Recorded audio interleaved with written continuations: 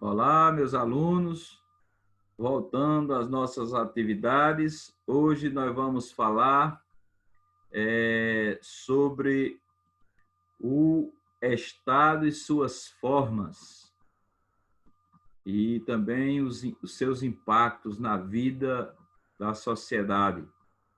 É um conteúdo resumido, não é abrangente, só para vocês terem uma ideia sobre o significado do Estado e as suas respectivas formas. Então, vamos lá. Primeiro, vamos ver a definição de Estado. O que é o Estado?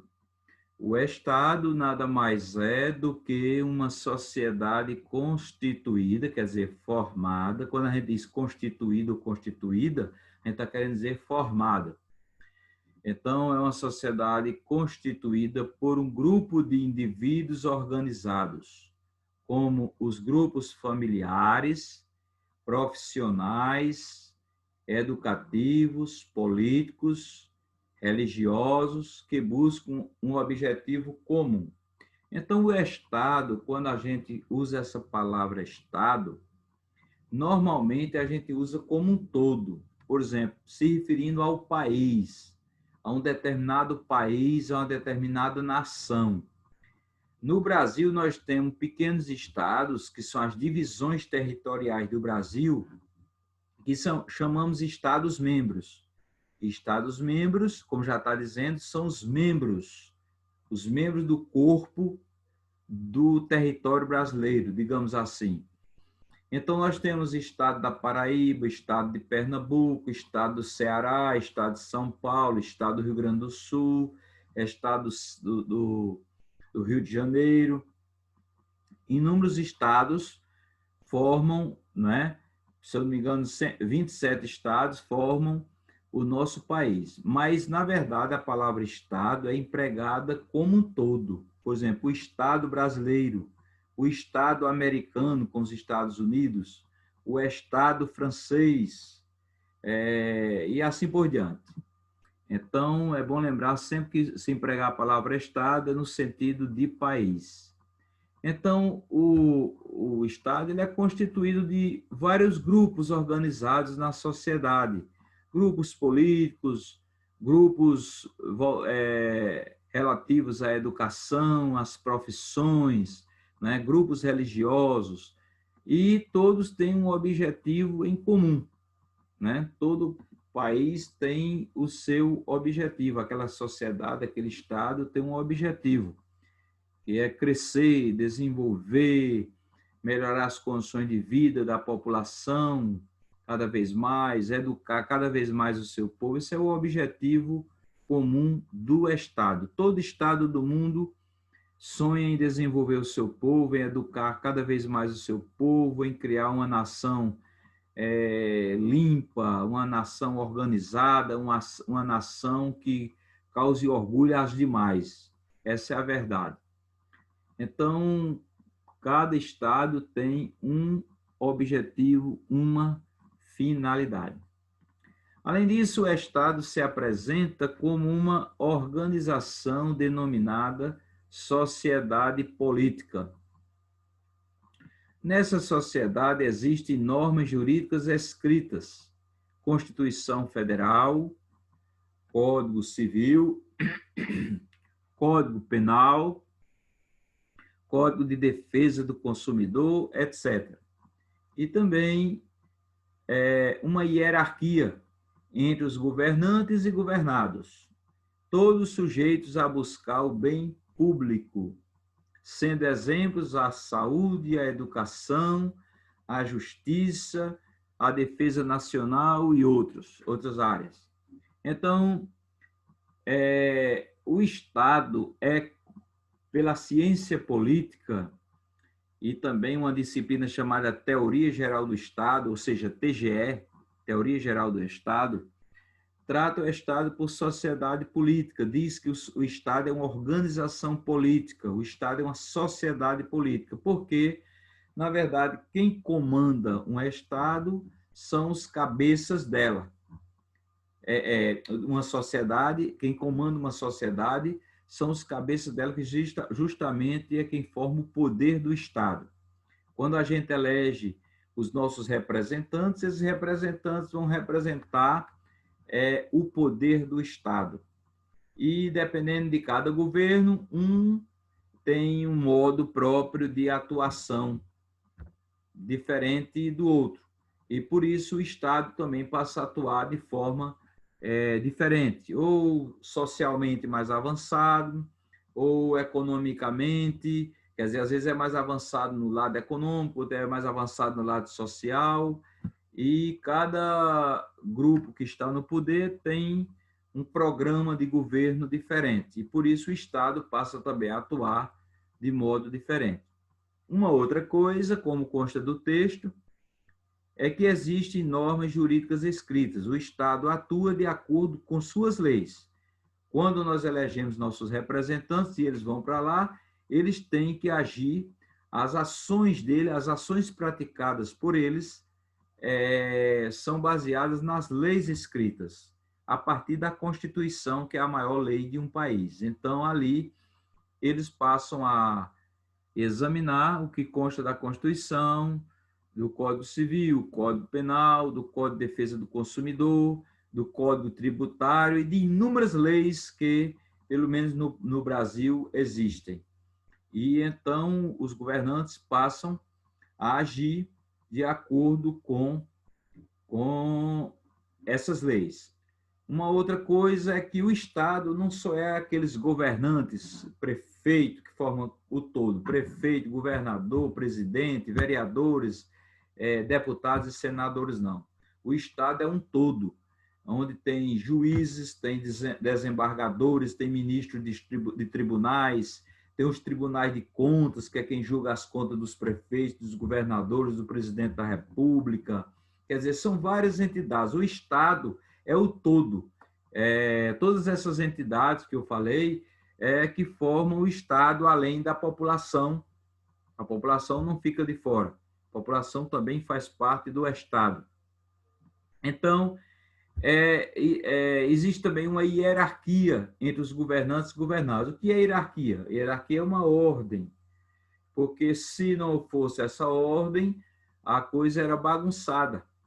Então, tem que ter uma ordem. Por exemplo, quando o juiz dá uma sentença, todos têm que obedecer. E quem não obedecer a sentença vai ser penalizado perante a lei, vai ser preso, vai pegar uma penalidade. Por quê? Porque veio de uma ordem superior. Ou todo mundo cumpre a lei, ou ninguém vai cumprir, e aí a coisa bagunça, porque já não se quer cumprir a lei como é determinado. Imagine se fosse a coisa que se deixasse à vontade. Então, entre governantes, que são aqueles que estão à frente do governo, que nós elegemos, ou então como juízes que são concursados, são escolhidos pelas suas categorias, pelos seus demais pares, outros juízes, né? E governados, que somos nós, os cidadãos. Então, há uma hierarquia entre governantes e governados para que funcione bem. E todos são sujeitos a buscar o bem público. Nós todos queremos o mesmo bem público, tanto os governantes como os governados. Desejamos melhor saúde, melhor educação, melhor justiça para o país. E é por isso que nós criticamos, nós exigimos, nós reclamamos para que as coisas melhorem em cada área dessa. Existem 3 posições sintetizadas pelo jurista brasileiro chamado Dalmo de Abreu Dallari para a formação do Estado. Então, para Dalmo de Abreu Dallari, o Estado se forma da seguinte maneira. Primeira posição, ele conceitua que o Estado sempre existiu, desde que o homem habita o planeta Terra. Encontra-se em um contexto de organização social, quer dizer, desde quando o homem surgiu na Terra, em grupos, né? Porque não individualmente, mas em grupo, quando começaram a surgir os primeiros grupos, ali começou a formar uma organização social. Então, o Estado começou a surgir ali. Ali passou a ter um cabeça para liderar, né? Dizer como o grupo deve fazer ou não e tal. Então, começou a surgir a organização do Estado. A segunda posição, segundo Dalmo de Abreu Dellari, é a sociedade humana existia mesmo antes do Estado. Assim, ele foi criado para atender às necessidades do grupo social. Então, a segunda posição que existe é que formou-se os grupos digamos assim, de índios, de primitivos, pessoas primitivas, de homens, né, rudes, digamos assim. E com o tempo é que foi formando o Estado. Eles foram escolhendo um líder para ficar à frente do grupo e tal. Então, essa é a segunda posição. A terceira posição é que o Estado é uma sociedade política dotado de certas características bem definidas, assim ele é concreto e histórico, não de caráter geral e universal. Então, ele é concreto porque realmente existe, né? Não é uma fantasia. E é histórico porque é criado pelo homem. O homem, com sua luta ao longo dos séculos, vai aperfeiçoando o Estado cada vez mais. Então, é o que essas três posições são definidas na formação do Estado pelo jurista brasileiro chamado Dalmo de Abreu Dallari. E vem agora os elementos básicos para a formação do Estado. Vamos ver quais são os elementos que formam um Estado. A formação de um Estado consiste em três elementos: uma população, um território, faltou eu grifar aqui, território, e um governo. Esses aspectos são essenciais, porque sem eles não poderia existir um Estado. Vamos entender cada um deles. Povo. Então, primeiro, povo, que é a população. Diz respeito a todos que habitam o território, englobando todas as pessoas, mesmo que elas estejam temporariamente no território, ou que não tenham qualquer vínculo com o Estado. Vamos dizer, um estrangeiro está aqui, e enquanto ele estiver aqui, ele está fazendo parte do Estado, do povo, aliás, nosso povo. Então, o povo é o quantitativo de pessoas que habitam um determinado território. Então, o primeiro elemento do Estado é o povo. Não existe Estado sem a existência de um povo. Se tiver só o território e um governo, não tem Estado, porque falta o povo. O outro elemento formador do Estado é o território. É o lugar onde há a aplicação do ordenamento jurídico, ou seja, onde tem as leis.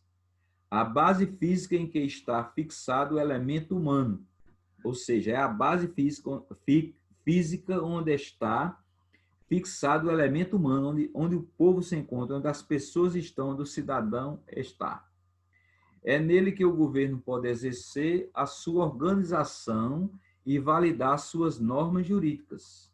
Constitui-se do solo, do subsolo, das águas territoriais, ilhas, rios, lagos, portos, mar e espaço aéreo.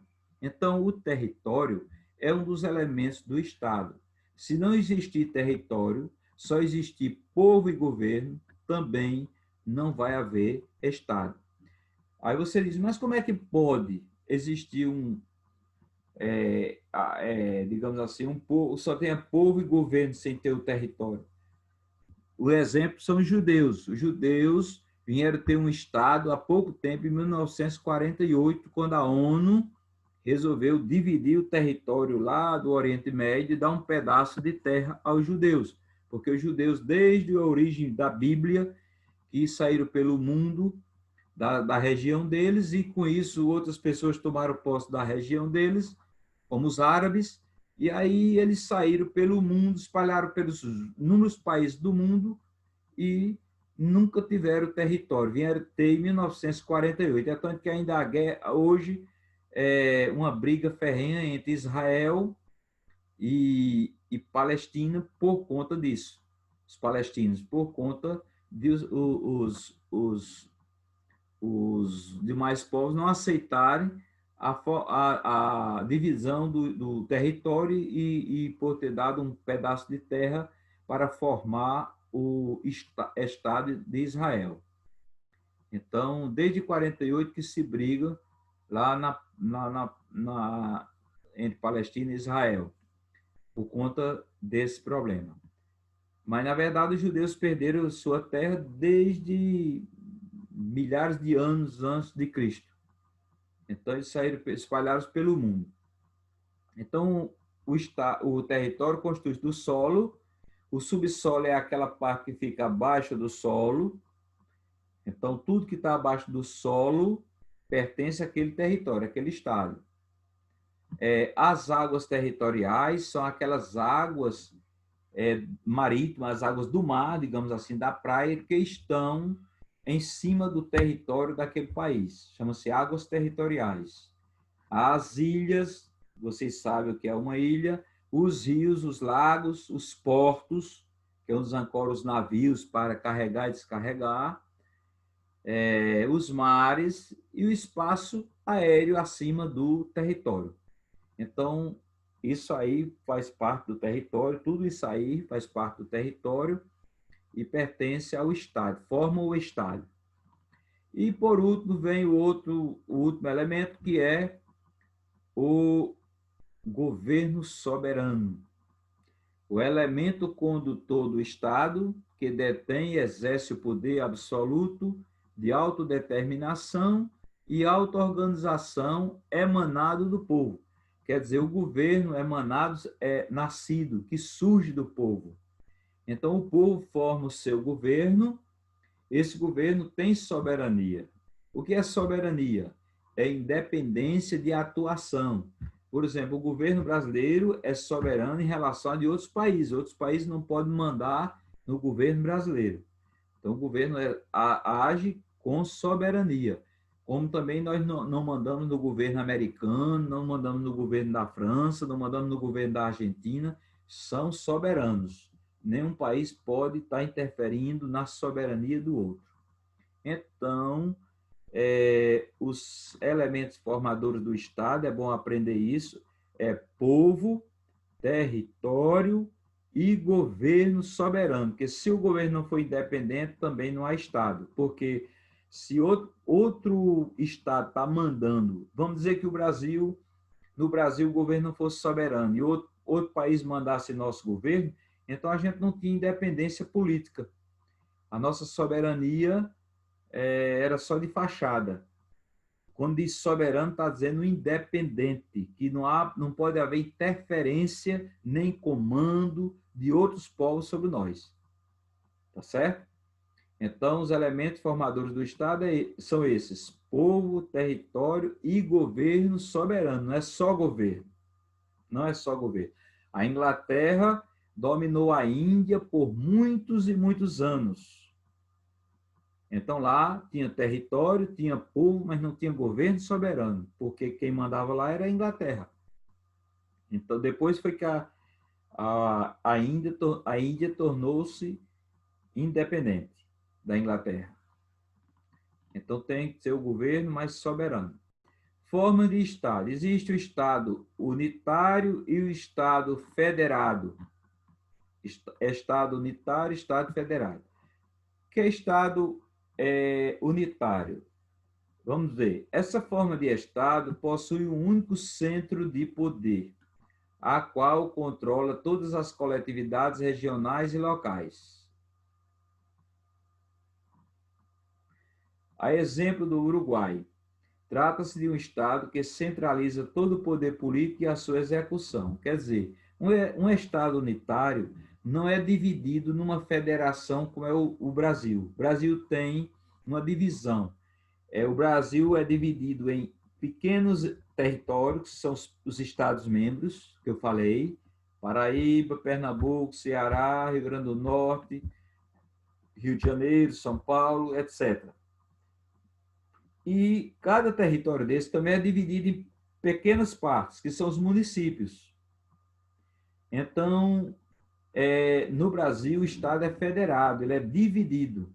O Estado unitário não tem divisão, todas as atividades do governo é concentrada num único poder central, um poder central. Então, tem um poder central, como é o caso do Uruguai, e determina, tudo vem do poder central. Se for mandar fazer uma pequena obra num lugarzinho lá, a determinação vai ser do poder central.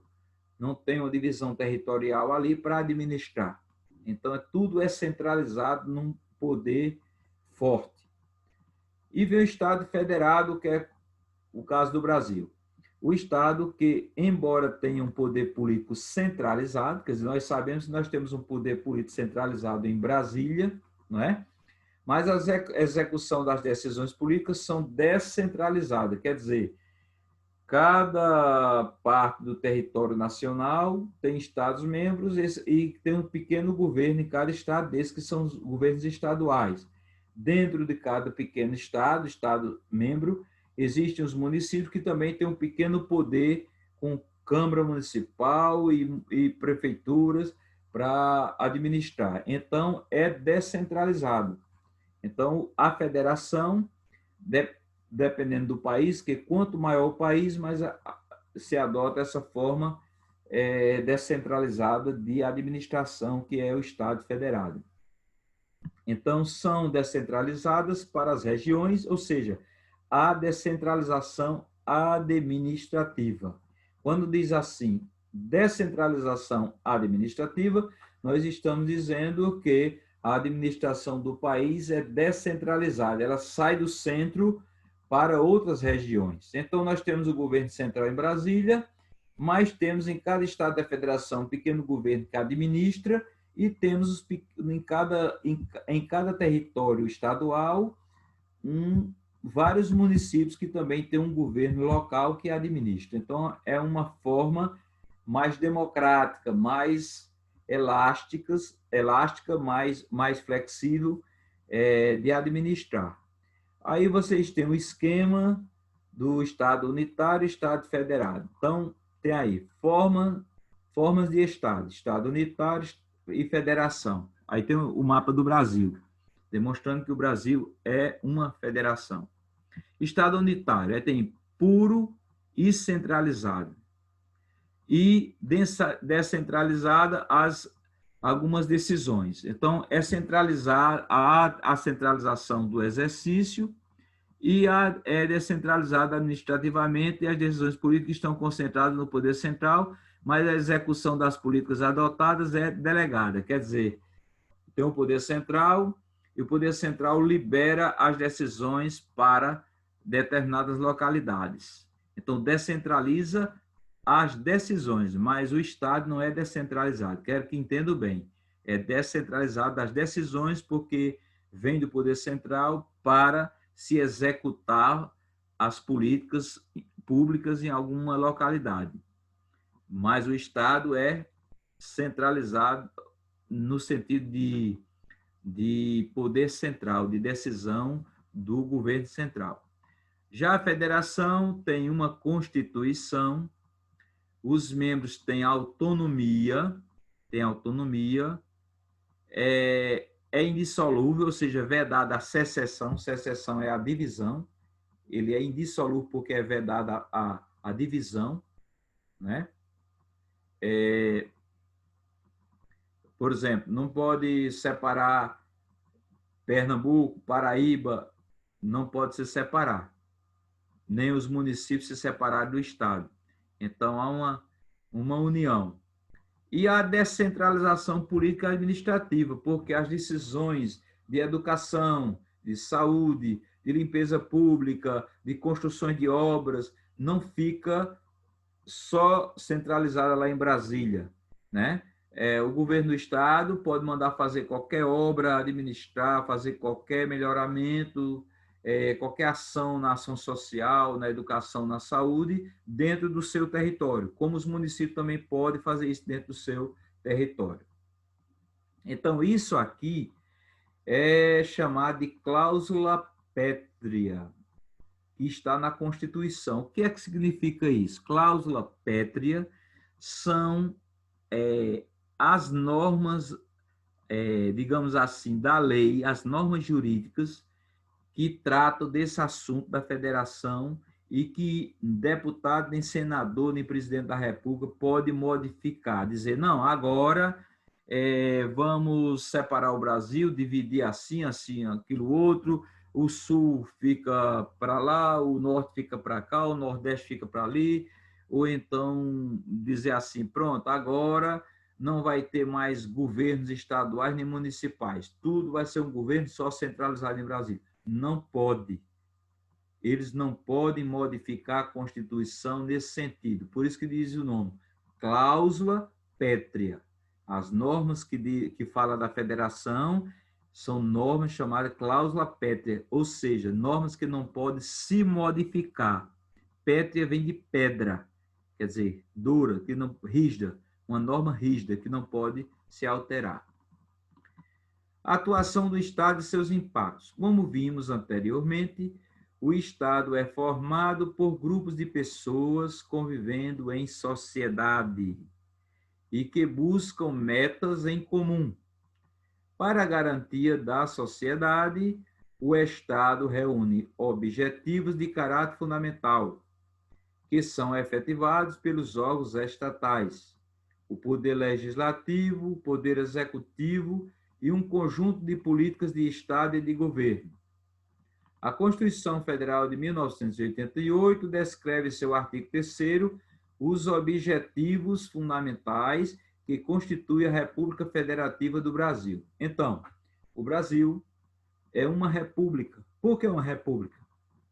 Porque nós podemos escolher os nossos governantes de 4 em 4 anos. Se não fosse república, seria monarquia. E aí era um Estado administrado por um rei ou imperador e a gente não tinha o direito de escolher ninguém. Então, por isso que nós somos uma república.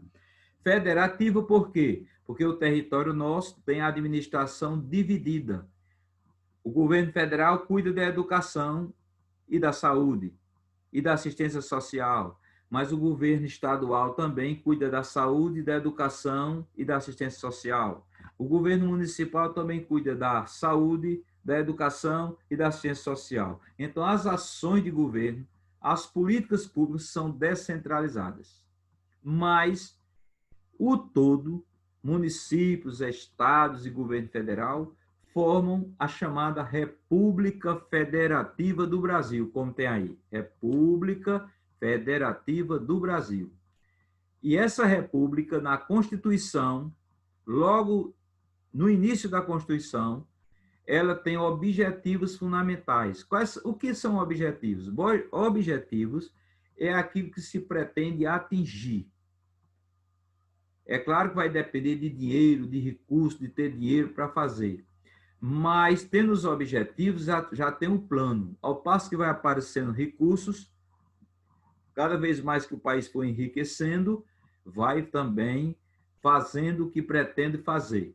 E entre esses objetivos, nós vamos ver alguns. Veja bem, primeiro, um dos objetivos principais é construir uma sociedade livre, uma sociedade justa e uma sociedade solidária. O Estado tem como objetivo propiciar o bem-estar, a harmonia social, qualidade de vida e garantir todos os meios para que a democracia seja exercida. Visa o modelo de igualdade de oportunidades entre as pessoas.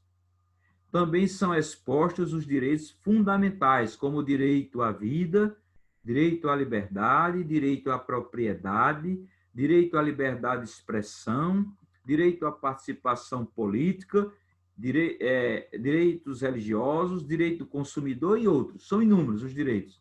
Então, um dos objetivos maiores da República Federativa do Brasil é construir uma sociedade que tenha plena liberdade, que não seja subjugada a outra, que outra não fique mandando em nós, que nós possamos agir livremente. Justa, que tenha justiça nas ações, não proteção de uns e desprezo por outros. Tem que ter justiça dos governos, das entidades, das pessoas, né? Olhando quem é mais capaz de ocupar um cargo público, não ter protecionismo político. Então, tudo isso ainda tem muito, porque nós vivemos num país atrasado, que falta educação, que o povo ainda não está educado, o nível cultural do nosso povo é lá embaixo. Então, só com o tempo, quando a sociedade se qualificar cada vez mais através do estudo, possamos ter uma sociedade mais justa e mais solidária, em que todos possam colaborar com todos, que todos possam dar sua parcela de contribuição ao governo, a entidades carentes, às pessoas carentes, que possam ajudar aos outros, aqueles que têm uma melhor condição possam ajudar os outros sendo solidário. Vem outro objetivo. Qual é o outro objetivo? É garantir o desenvolvimento nacional. Então, a garantia do desenvolvimento nacional é a competência de prover e melhorar o bem-estar social, sendo estendido através da política, economia e a vida social. Então, o desenvolvimento nacional só vem quando a economia de um país está controlada, porque estando controlada, o governo passa a ter mais dinheiro, se tem mais dinheiro, passa a investir mais em saúde, em educação, na geração de empregos, de trabalho, construir melhores estradas, a malha rodoviária do país melhora, melhores meios de transporte, então o país passa a desenvolver.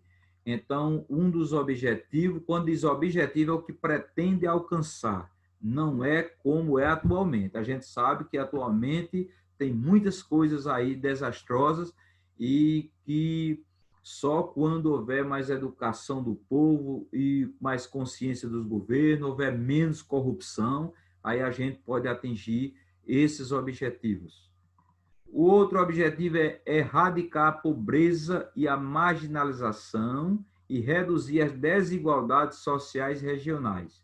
Nós sabemos que em nosso país existe muita desigualdade social, muita desigualdade regional, tem região mais rica, região mais pobre, tem pessoas mais ricas, tem pessoas mais...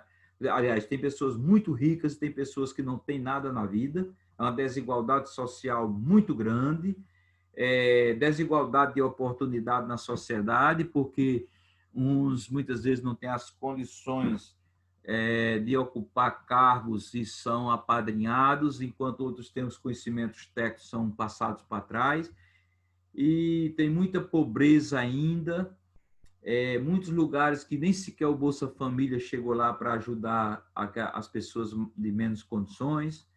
Então, há muita marginalização por aí afora. Então, o Brasil precisa melhorar muito. Então, só com a cobrança pelo cidadão, quando o nosso cidadão se educar e passar a exercer a cidadania, cobrando, exigindo direitos, participando da vida política do país, para que os governantes não façam o que bem querem, porque o dinheiro público não pertence a eles, mas pertence à população. Então, possa ser que um dia melhore quando a sociedade estiver mais educada.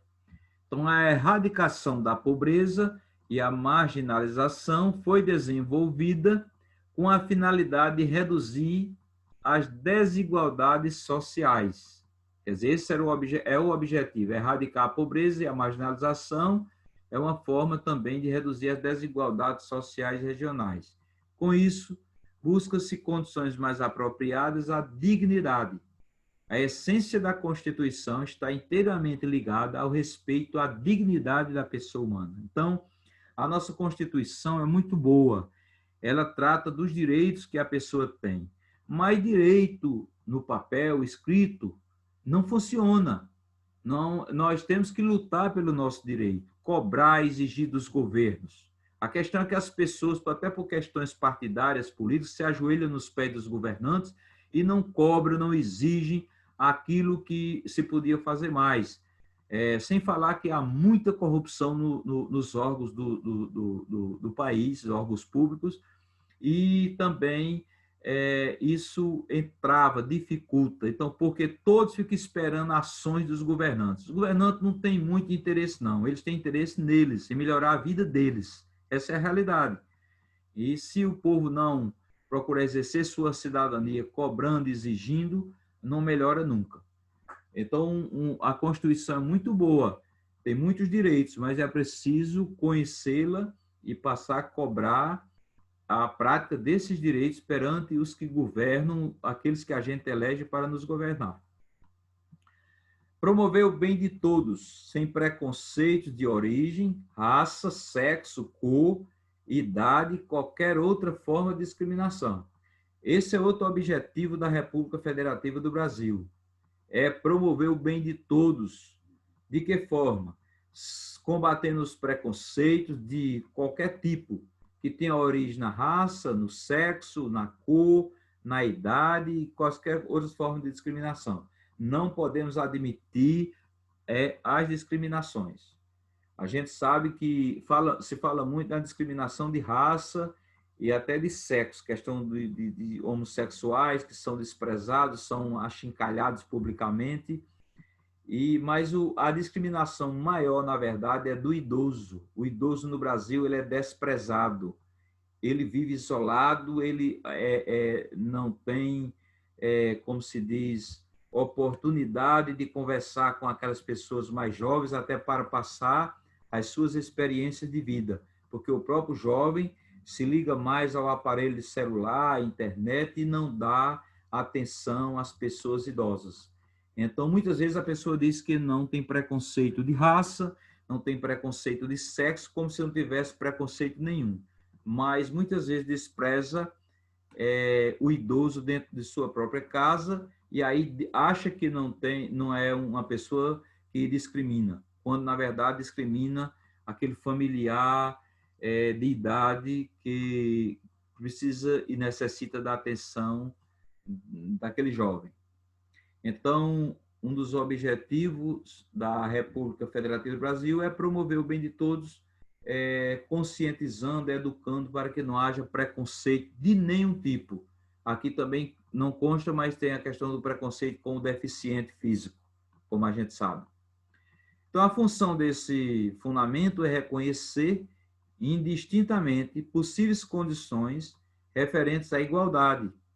O objetivo é a igualdade de todos, que o deficiente, o idoso, a pessoa de cor, a pessoa que tem um sexo diferente, seja respeitada. Ainda que a gente não concorde com alguma coisa, mas respeite, não discrimine.